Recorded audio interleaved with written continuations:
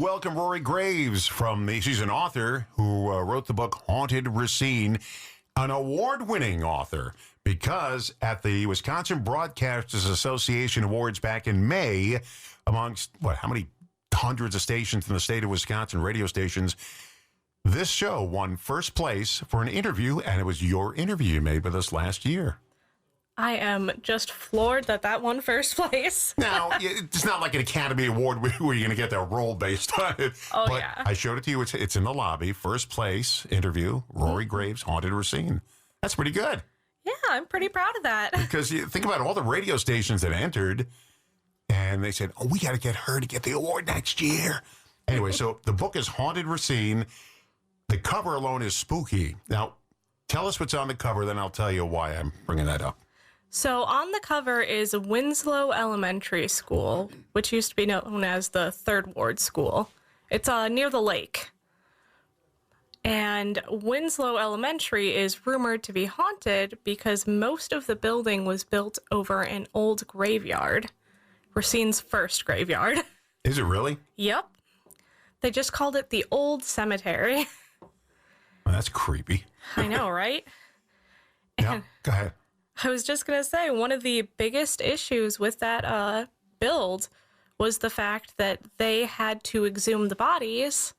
And when they did, it's evident that they never got all of them because they still found bones in the schoolyard.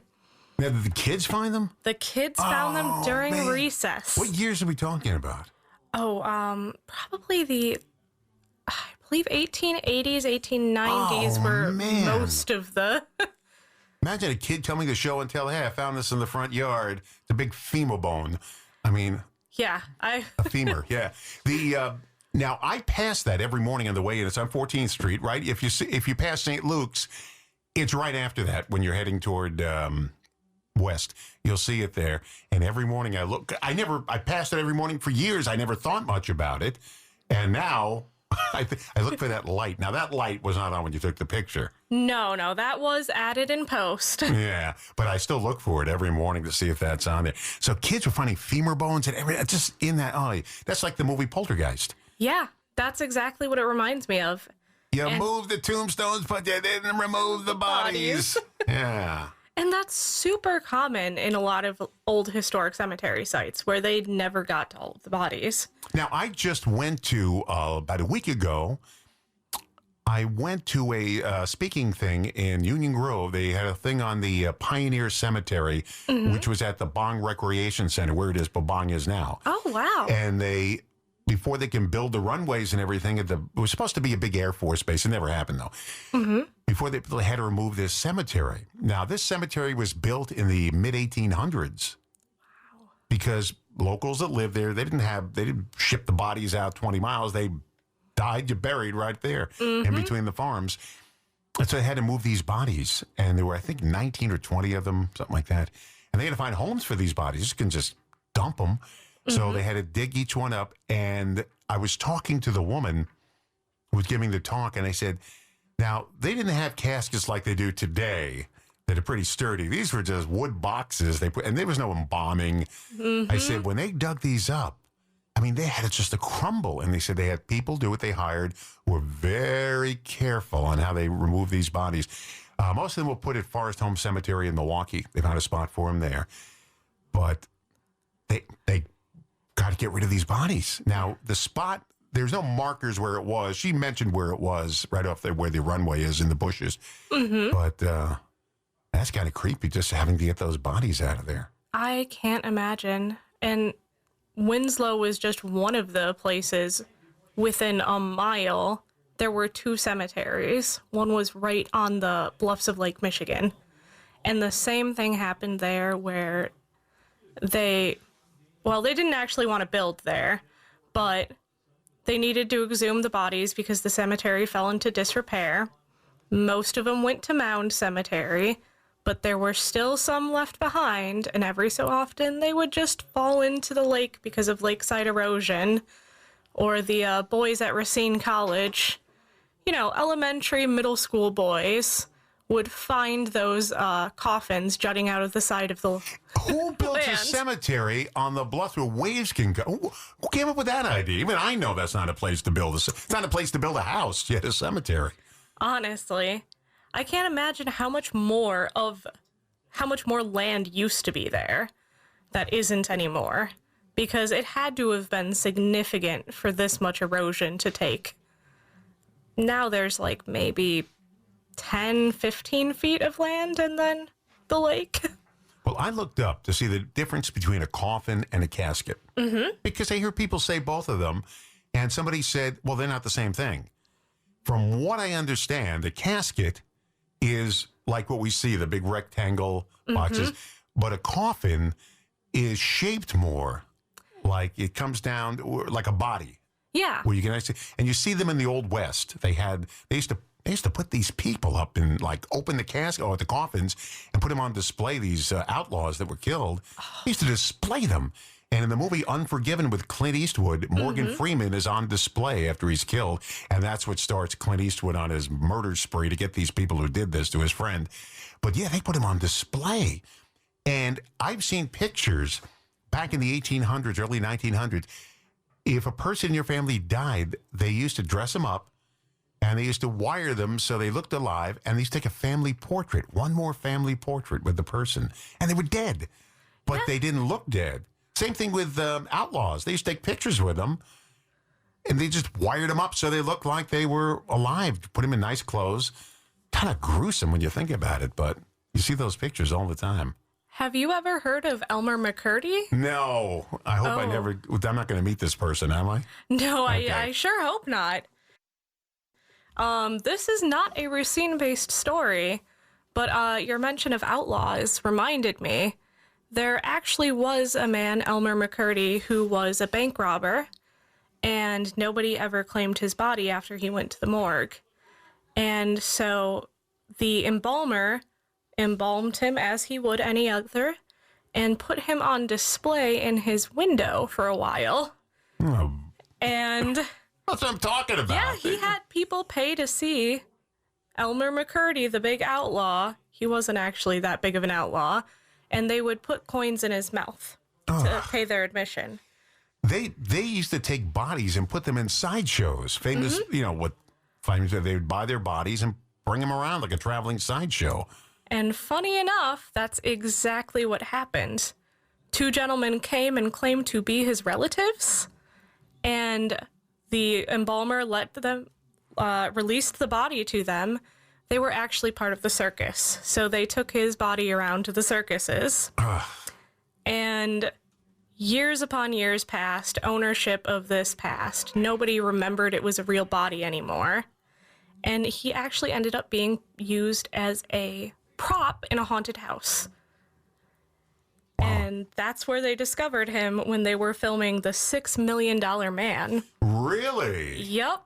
They were filming an episode there, and they wanted to move one of the props out of the way, the hanging man.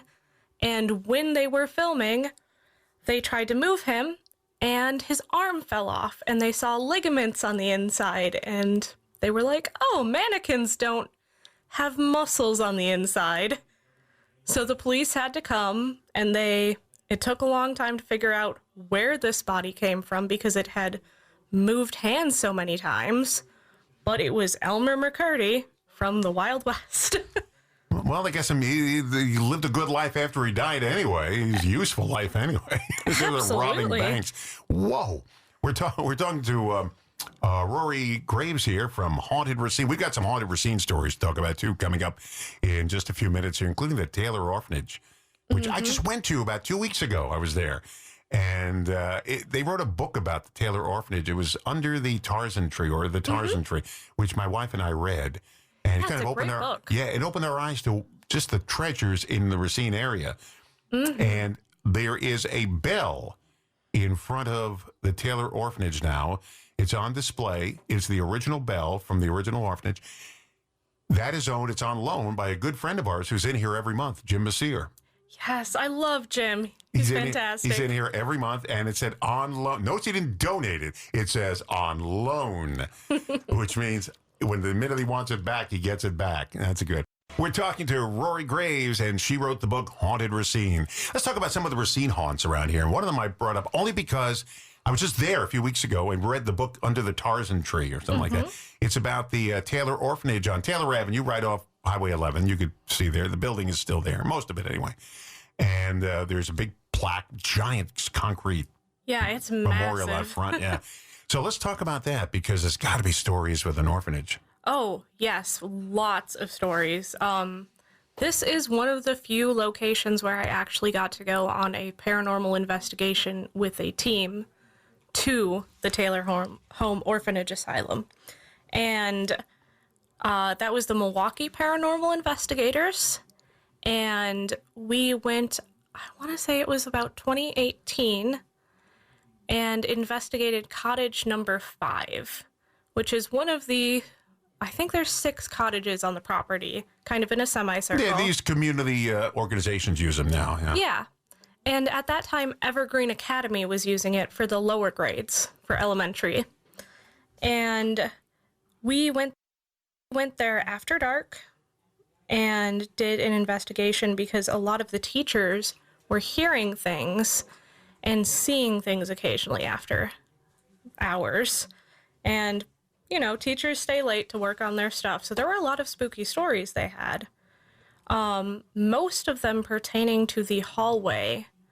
When you first walk in, you would go to the reception desk, and then directly to the left of the desk is this hallway. And there is nothing extraordinary about it. It's pretty short, but that's where most of the classrooms are off of. And at night, people would be staying late, and they would see, if their classroom door was shut, lights coming from underneath their doors. They would hear people running through the hallways and go out into the hall, only to see nobody. But the creepiest one to me is even sometimes at the reception desk, the receptionist would hear kids running through the hallway and laughing, and the sound of all those papers rustling on the wall. You know, kids' artwork, all the things you want to put up on the bulletin boards. But then she'd look over, all the papers were exactly still, and nobody would be there. That would creep me out. I wouldn't go back in again. Yeah, I don't think I'd be able to stay after hours, at least. We had a story yesterday, the thing that creeps people out when they're in a home, and noises, things moving, well, you know, the typical things. I put a for sale sign out in front of my house. The first time I saw something like that or heard something like, if I saw a cup and saucer moving across in the air, I wouldn't even stay there overnight. I'd go to the motel down the street, get a room. I don't care how crummy the motel is. It's got to be better than saucers and cups going through the air. I don't know how people put up with that. Yeah. Now, I showed you a picture in my bedroom of the ceiling. And one night I'm reading, and I look up at the ceiling, and I see this shadow. And it's a perfect shadow of a woman. You could see the long hair. You see her face. And it looks like she's looking up and praying or something like that. And my wife saw it too. I took a couple of pictures. I showed you the picture. Next night, it wasn't there. Yeah. And nothing changed in the room. I would say, well, that's a shadow from the curtain. That's not a shadow from the curtain. Look at it up there. It is crazy. It spooked me out. Yeah, it 100% just looks like a person. And my house is over 100 years old, 120 years old. So I don't know what went on in that house 120 years ago. That's part of the reason I love doing historic research, is you get to dig on that stuff. Let's, before we get to the first break here, let's talk about, you said the Taylor home was an asylum as well? They called it an orphan asylum. Oof, I don't like that word, asylum. It's definitely a thing of the past. It was just an orphanage, but that was how they referred to it. Let's talk about the Racine County Asylum. Now, this was by where Regency Mall is, right? Yep, right there. Ugh. So that was originally the Racine County Asylum for the Insane, as well as its later iteration, High Ridge Hospitals. And when it was the Insane Asylum, we don't know a lot about what happened there. It's one of those things, poor record keeping, things get lost. But we do know that in I can't recall the year. I got your book right here. Yeah, I know, right? I should be referencing it. But we do know that there was a fire and that all of the patients made it out from that fire, which is remarkable. However, the records did not. They also, on the same property, built the Poor Farm, which was definitely something we wouldn't see nowadays, where people who were poor, infirm, sometimes just immigrants, would be sent, and they would kind of do labor until they were deemed fit to go back into society and fend for themselves. And this is where Regency Mall is now. Huh? Yeah. Where Woodman's is now, yeah. Yeah, it's crazy. There's finally something there. And between the Poor Farm and the asylum, people would die, and they had a cemetery on premises. And so that cemetery that you can still see to this day, I believe It's just to the right of Target. Durand. Yeah, just to the right of Target, yeah. That's the remnants of the cemetery they had. Yeah, I've been there, and there's not a cemetery with tombstones like you would see. There's a marker there, one marker, and it's a pauper cemetery is what they call it. And it's just one, all these graves, but they're not marked. Yeah. And so they can't build anything there because it's, sacred ground. It's a cemetery. Yeah. But yeah, I've been there before with my wife. We took a walk through this, right by the soccer field, just south of the soccer field there. But you wouldn't know it from the road other than it's a big grassy area that no one's building on. Exactly. But it's just to the right of Target and just to the left of, what's it, Pershing Park there? Pritchard Park. Pritchard Park, just there. And you can go there. It's just one marker that tells you what was there. But, whoa. Yeah. And if you thought 2 asylums were bad, there was 3. We're talking to Rory Graves. She is the author of Haunted Racine. And before the break, we were talking about some asylums. You got the Taylor Orphanage, Asylum and Orphanage. Oh, I hate that word, asylum. An orphanage. Then we talked about the one where Woodman's is now. And you said there was a third one. What was the Racine was the city of asylums? What was going on here? Sunny Rest, which is a really creepy name in my opinion. They actually called it Sunny Rest Tuberculosis Sanatorium, which is just as bad as asylum.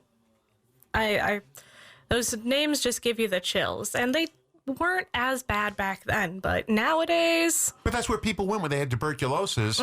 They rested it out, whatever they did. They got away, because that was highly contagious. And they went to these places, and they got out of it when they were all done. Yep, as long as they survived, which is unfortunate because a lot of people did not survive tuberculosis, especially in the early days. This sanatorium opened up in November 1913 and was closed by 1962 when they kind of got that epidemic under control in the area. But that was a good chunk of time that it was open. Where was it? It was kind of like right behind the High Ridge hospitals. So it was on that same property, most likely where part of Pritchard Park nowadays. Because on my list here was the High Ridge Shopping Center, which is where Kmart was. They had a Asian buffet there. I think the Home Depot's in the area now, right around. So that's what we're talking about, that area? Yep, all in the same chunk of land. All of that, which is just crazy to me. Yes, because there's a little lake there, right, where Culver's is. And my wife told me the story. Now that it's coming, now you mention it, that there was a home there, the rest home, was right there on the property where the shopping center is. Yeah, because she mentioned that to me. One day we're eating, in the car at Culver's. I want to tell you about this place where the nuts hung out. What are you talking? I'm eating lunch. What are you talking? I don't want to hear about an asylum when I'm eating lunch. But it was right in front of that lake. Yeah, okay.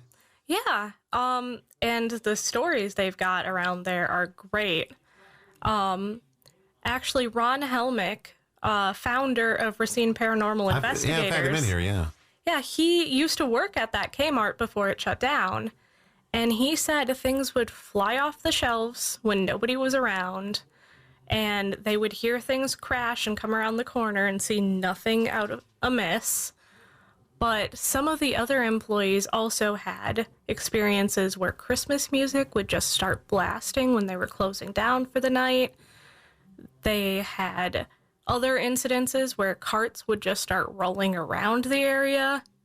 It's crazy. I used to go there when I was a kid and go to the Little Caesars and get lunch. Yeah, Little Caesars was in there. Here's the problem. I never see any of this stuff go on.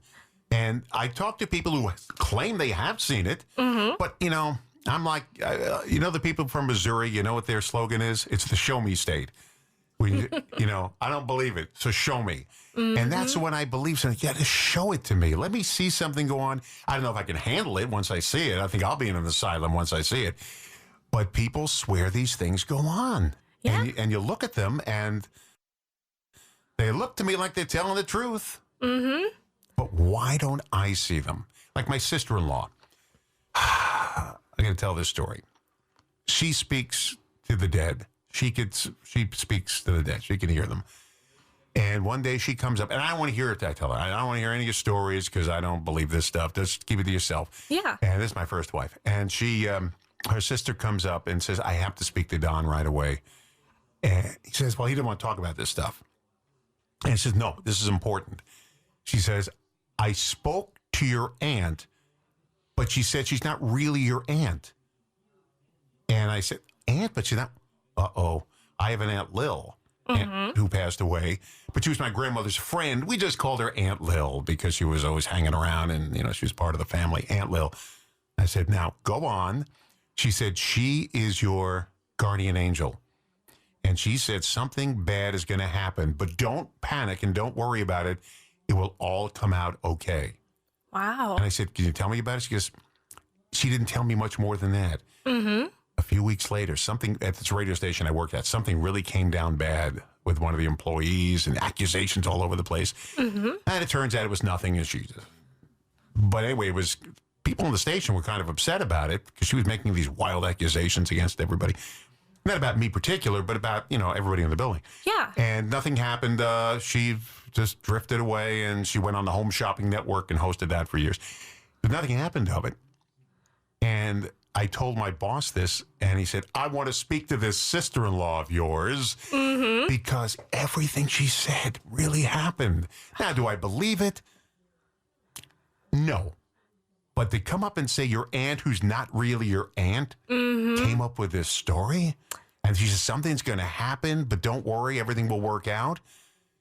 And after everything worked out, I said, I'm going to tell you a story, Bill.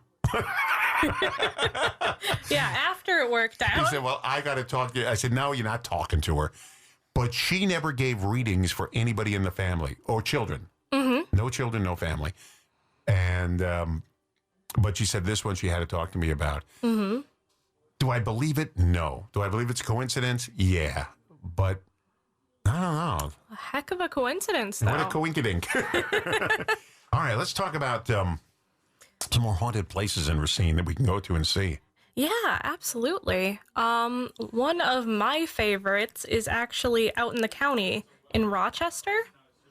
It's known as Chance's. They're a supper club now. I've been there so many times. I've eaten there. Oh, fantastic food, right? And that's been around since the horse and buggy age, that place. Mm-hmm. Yeah. They actually originally started as a boarding house and tavern. And this settler, Levi Godfrey,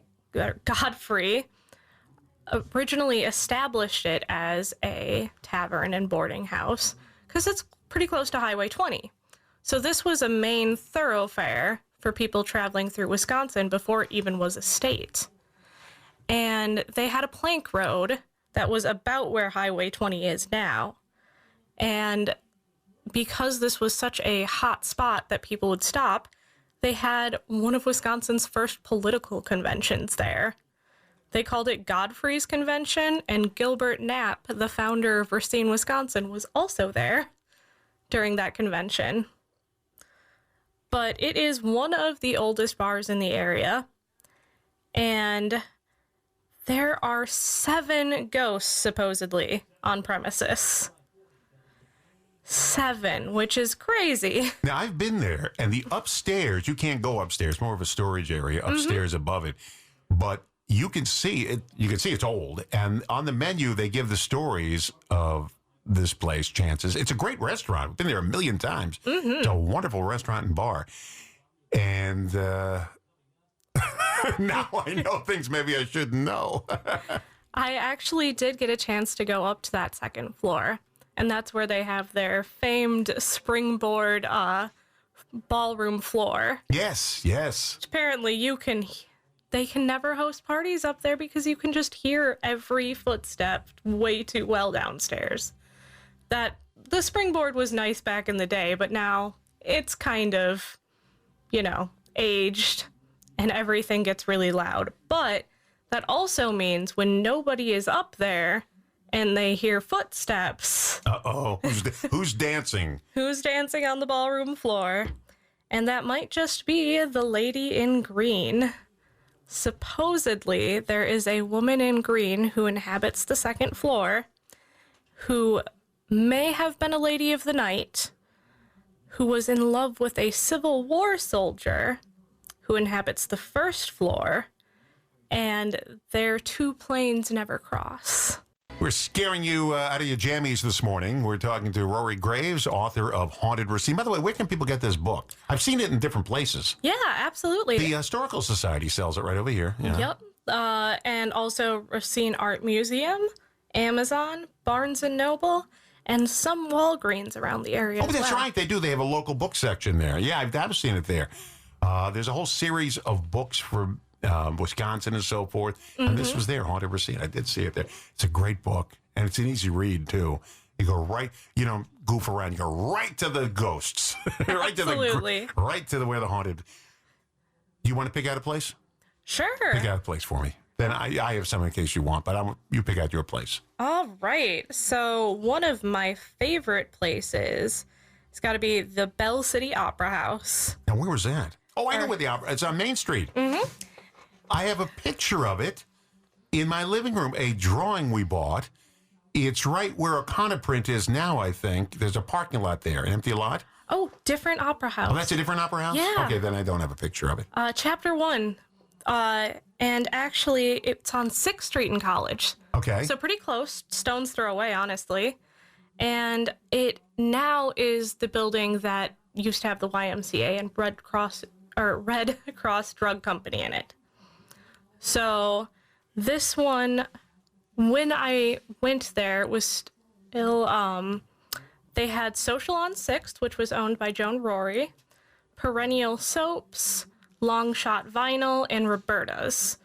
The businesses have changed up a little. I think Dragon Pit Barbecue is now occupying there. Yeah. But this whole entire opera house burned to the ground in 1884, which was 2 years after it was built. And they still have no idea what caused the fire. Some people think it was intentional. Some people think it just happened because it was an old building. They had gas lamps. These sorts of things do happen. But it happened around midnight when 2 explosions rocked the building. And everyone came running to the opera house just to see people pouring out of the doors. It was a hotel above. So there were lots of people in their pajamas running away. And crazy enough, there were almost no casualties, despite the fact that it was a packed house. However, on the 4th floor, there was the servants' quarters, which the rafters caved in on almost immediately after this happened. It was the first area to get cut off from the rest of the hotel. And 1 housekeeper died during the fire. The other 2 people who supposedly died in the fire were a husband and wife acting team that had been doing the opera, and that was Jenny and Russell Glover. And those 2, legend has it, although no one would actually know, that Jenny didn't want to go out in her night clothes, so she had to get dressed before she left the hotel. And that is supposedly why they both perished in the fire. But they did actually find their bodies a couple days later, and they were still embracing each other. Just in the ruins of this opera house. They're not still walking around there, are they? Supposedly they are. And I know if you talk to the over-our-head players at that 6th Street Theater... Right, because I go there. Is that where it is? They've got some stories. Because we go there to see shows at the 6th Street Theater. Oh, yeah. We just went to go see Lizzie there, and it was fantastic. We saw Misery there. That was Another good. excellent one. The actress who played the lead there, she was so creepy. because she's supposed to be playing the Kathy Bates role. And at one point, I was sitting in the first row all the way to the side, and she made eye contact with me. And I went, ooh. I jumped. I said, ooh, don't look at me.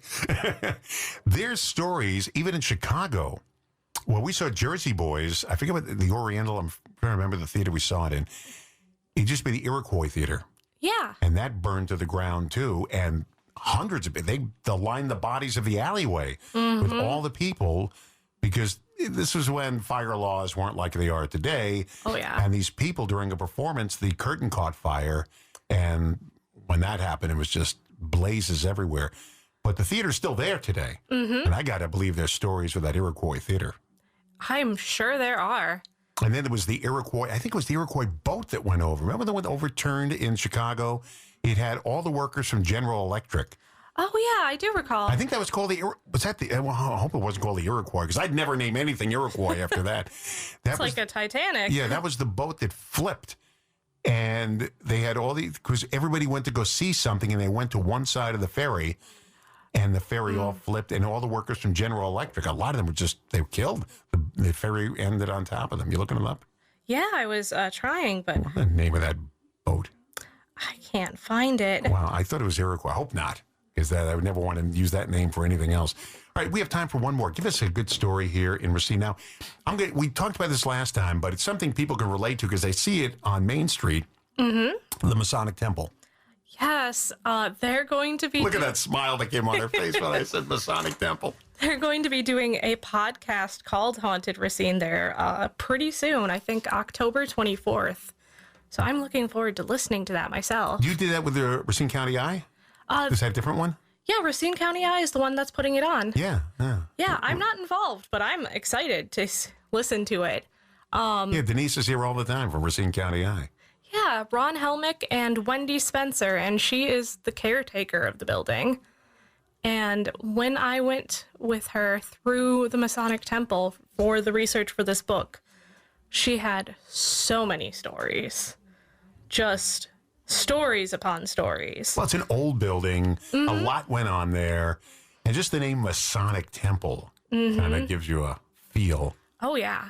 And the inside is absolutely gorgeous. We saw Mel Torme perform there. When they Really? stopped using the Christmas House for Cancer for the performances, they used them there. And Mel Torme appeared on stage there. And there's a guy who wrote the Christmas song and a lot of other songs. And he performed there in their theater at the Masonic Temple. Yeah, I was going to say, I've seen like a circus performance that, just a photograph of circus performance on their stage. And their theater like area, it's really cool. But they think that Henry Durand, along with a couple other people, most likely haunt this building. And one of the most interesting ones to me is Funston, who was the architect of the temple side of the Masonic Temple. And when Wendy was going through with a medium one day, the medium said that she could hear this man. He was a kind of toity guy and had a scrunched face, and she's like, he's mad. And Wendy said, why is this man mad? What's his name? She's like, I'm not sure, but he built this place, and he says you covered up his door. And Wendy was like, we have not covered any doors anywhere around here. And they racked their brains trying to think of it. And finally she realized they covered a door on the bottom of the stage. Just like a little trap door. And apparently Funston was upset about that. And they believe his presence kind of just ramps up whenever they're making changes in the buildings. And he's just got this kind of oppressive, like irritated energy. So he's one of my favorites. Did they cover anything up? Yeah, they covered a trapdoor on the stage when they were... did? Okay. All right. Yeah, I believe they put carpet over it.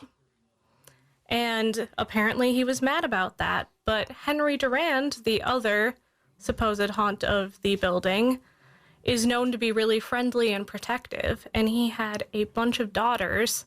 And so he is known to hang around with younger women and be protective over them. Just because He's like that dad figure. And that's Durand Avenue. Mm-hmm. Henry Durand. Durand Yep. Mansion. We heard about Durand. And he also was in the Christmas house, too. So The Christmas House for Cancer, which is right across the street. Mm-hmm. Beautiful mansion. it's gorgeous. I think it was used for nurses at the hospital. They would stay there. It's like a rooming house for nurses and so forth. Is that what it's used for today? Do you know? No, today it's used as a venue. So it used to be a bed and breakfast, but Yeah. now they do private parties and things Okay. like that. Yeah, beautiful mansion right there on the lake. Yeah. Gorgeous, right on Main Street. Well, thank you for coming in again. Thank you for having me. I don't know if I can continue the next hour now. Because this building's not, the radio station's just about 100 years old, but the building's not that old. But some of the places we used to broadcast. Thank you. Rory Graves, Haunted Racine. You want to get the book? You can get it at venues around like the, you said the Art Museum, RAM? Art Museum, Heritage Museum. And bookstores. Mm-hmm. You get it online too if you want? Yep, absolutely. Yeah, everybody can get everything online. Yeah, Amazon's got everything. But go right to a local place and buy it. That's nice too. Thank you, Rory. Thank you. And thanks for helping us win that award. I do appreciate it. We got our big first place award from the Wisconsin Broadcasters, thanks to Rory. Thank you, Rory Graves.